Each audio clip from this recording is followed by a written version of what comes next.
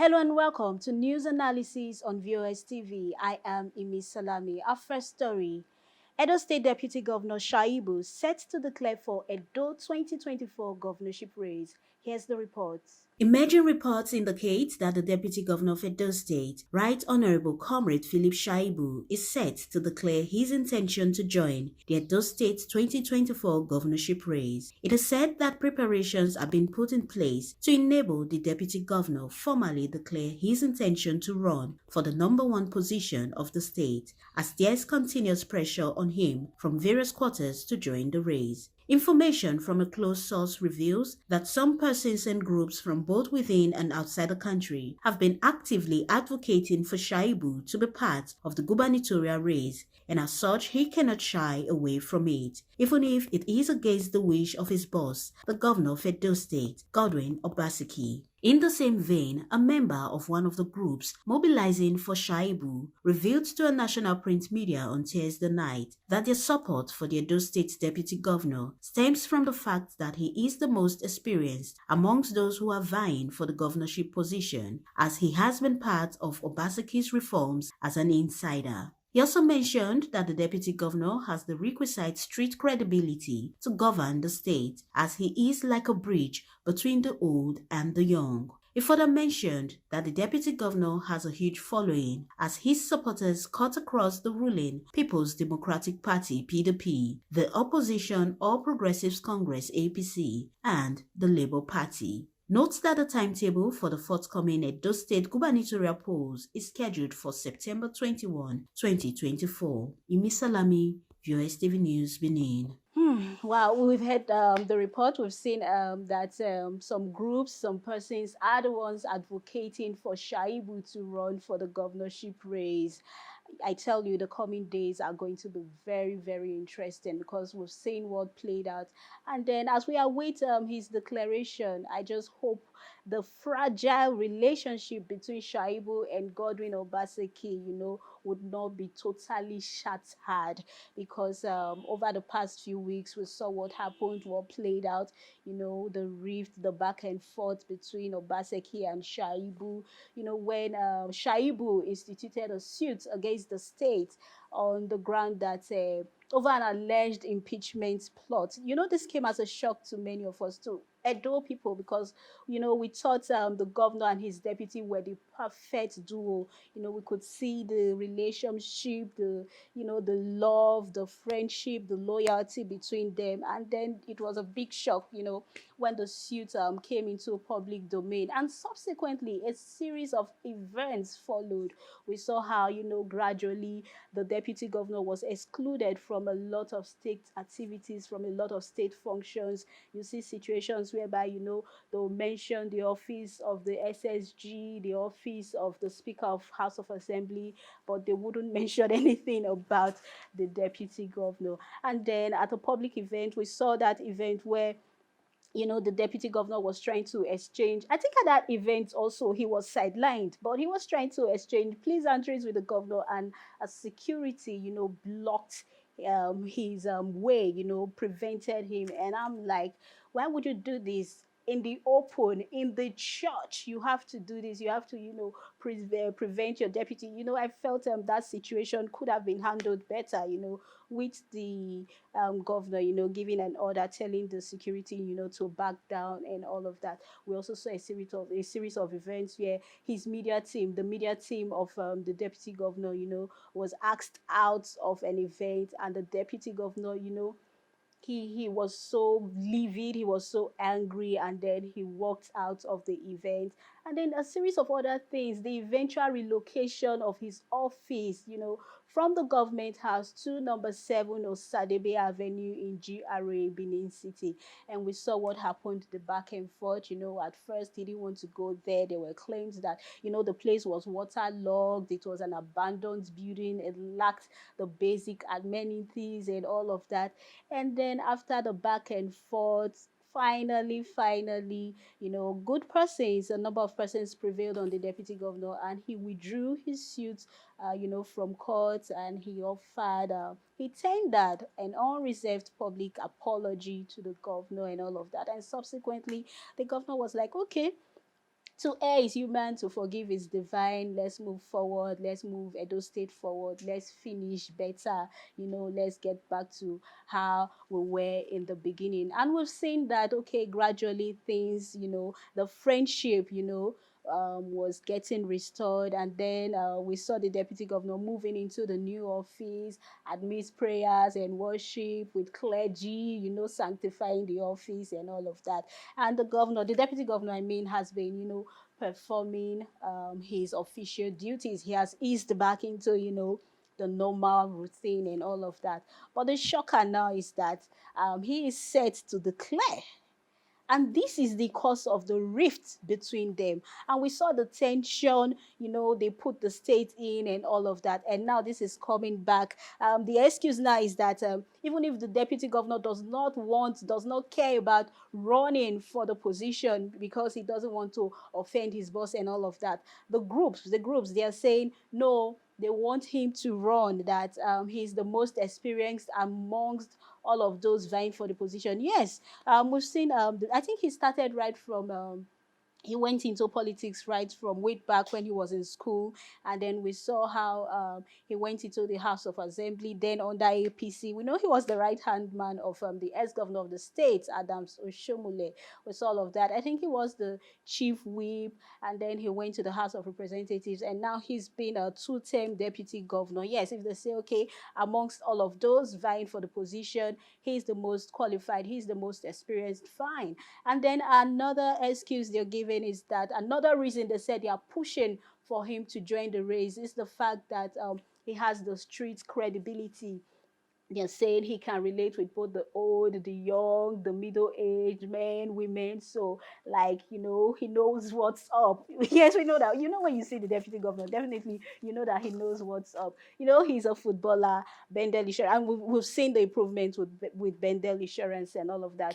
And then another reason they're giving is the fact that they say he has supporters across the three major political parties in the state. The People's Democratic Party, the PDP, the All Progressives Congress, APC, and the Labour Party. So they say this would make it easy for him, being that he has this experience, he's the most qualified, he has got the street credibility, and then he's been part of Obaseki's reforms and all of that. And then he has supporters across the various political parties. And some persons are like, with the rift, with the issue that happened between him and the governor, with the way the governor treated him, so that he has gotten drawn sympathy from various quarters. So they feel maybe he was not treated right and all of that. So now they are not throwing their weight behind me. But in all of this, all I can say is that, well, the final say lies with the deputy governor himself. So we should leave out the excuse of some persons or some groups pushing him, whether he likes it or not. You know, like they say, they know they use shame, take a drink poison for public. So the final decision lies with the deputy governor. If he desires, he has the right to, vie for the position. He's got the right. But what is left is that, will his party's constitution allow him? Because we all know that they are saying it is the turn of Edo Central to occupy the number one position, to occupy Osadebe Avenue. So that is left. If he decides, all well and good. So that is between him and his party. So talking about it being the turn of Edo Central, we know that Senator Sarime Osumbo was a governor for a short period before Adams Oshomole took over. So we've had Lucky Benedion from Edo South, who ruled for 8 terms. Then Osarime Osubo came in briefly before, who is from Edo Central. Then before Adam Soshomole, now a senator from Edo North, he ruled for 8 years. And then it came back to Edo South, Governor Godwin Obaseki. So now they're saying it is only right to allow someone from Edo Central to occupy the number one position of Edo State. And then there are rumors that the governor, Godwin Obaseki, is supporting someone from Edo Central in the person of Aswe Igodalo. So we'll see how all of these would unfold, you know. Well, I don't think Edo people care about all of the gimmicks, or if the relationship between the Deputy Governor Shaibu and Obaseki would completely shatter and all of that. All Edo people care about is that we'll have food, is that we have good roads, we have lights. We just want things to work, enough of the excuses. So whatever happens between them, we just want good administration, and we want the governor to finish well. And talking about good roads, that brings us to our second story. Edo State Commissioner for Roads and Bridges, Ethan Uzame, has said that the state government is working in collaboration with the federal government in fixing the infamous Benin Sapele Road. Let's take a look at the reports. The Edo State Commissioner for Roads and Bridges, Ethan Uzame, has revealed that the state government, in collaboration with the federal government, has begun work on the Benin Sapele Road. This is coming after a series of accusations and counter-accusations traded between the Edo State Governor Godwin Obaseki and the Minister of Works Dave Umahi, with Obaseki alleging that he has been prevented by the federal government from fixing the failed federal roads in the state. And in his response, the Minister of Works, Dave Umahi, asserted that Obaseki was very much at liberty to fix deplorable federal roads in the state. Road users who ply the Benin Sapele Road have constantly voiced their pain over the The other difficulties day, encountered government was and passing losses this road. They suffered were blowing while siren making and use of the they road. were stuck inside this place. They couldn't pass because of the bad road. And everybody was shouting, look at the road, it's very bad. They should come to our rescue. They should come and help us. If from Ring Road to this place, if we want to take a bus from Ring Road to this place, they'll charge us almost 1,000 naira. How can we pay 1,000 naira inside the city? Even to the extent not be even say the road again. Now people when they die for inside, people they die for here every day. I bet make they call help us. No be they go affect them or their relation die for here. People they die every day here. Note that the dualization of the Benin Sapele Road was commissioned in 2007 by President Olusegun Obasanjo, and in 2022, the immediate past administration of President Muhammadu Buhari approved the sum of 80 billion naira for the reconstruction of the Benin Sapele Road. Imisalami, VOS News, Benin. Well, I'm so happy. I think people are happy. We're elated that at last, finally, the road, the Benin Sapele Road, is being given attention. According to the report, the road was commissioned in 2007 by President Olusegun Obasanjo. So that would be roughly 16 years. But after that, the road has dilapidated, and that talks a lot. That tells us about our maintenance culture. You know, once we put things on ground, we just abandon them. We don't carry out maintenance on these projects. We've seen stadia, we've seen various projects, you know, lacking maintenance. And at the end of the day, it's the masses that go through the pain. It's the masses that suffer it.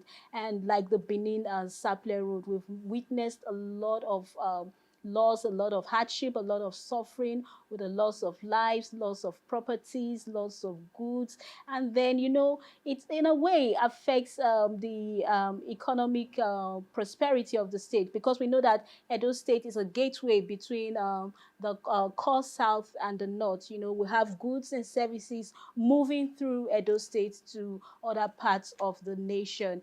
And it was so disheartening that at a time we were having back and forth between the governor and the Minister of Works, Dave Umahi, you know, with the governor constantly accusing the federal government of preventing him, you know, from fixing the road. You know, at first the excuse was that, oh, it's a federal road, it's a federal road. And then later he was like, the federal government, they've been preventing him from fixing the road and all of that. And then in July, we saw that the governor got stuck. He was stuck there. So he felt the pain of the people that very day. And then, but he still came out to say, you know, the federal government, they've been preventing him from fixing the road. And then the Minister of Works, Dave Umahi, he came out, he said, okay, Mr. Governor, we are not preventing you from fixing the road. Just meet a certain standard. You're very much free to fix the road. And the next thing, during the swearing in of the 18 local government chair persons, the governor was like, you know what,